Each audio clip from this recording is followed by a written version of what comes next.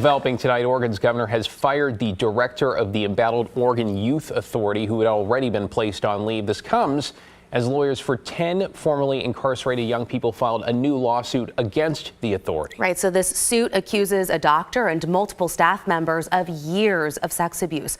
A warning, the details here are disturbing. Devin Haskins has the update.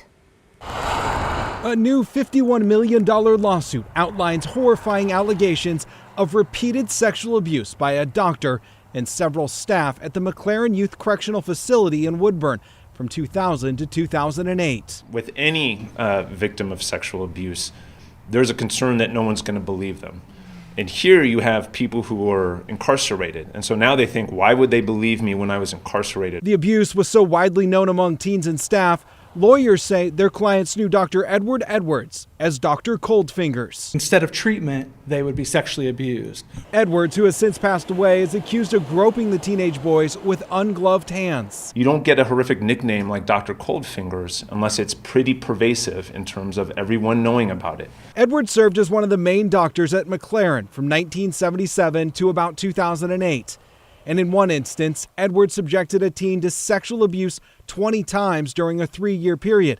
The lawsuit also says that McLaren staff repeatedly ignored multiple reports made by the victims and even used the abuse as a form of punishment. When one of our clients' behavior wasn't to the staff liking, they would threaten them that, hey, if you don't get in line, we're going to send you to see Dr. Coldfingers. The Oregon Youth Authority, which oversees the McLaren Youth Facility, has been under intense scrutiny lately.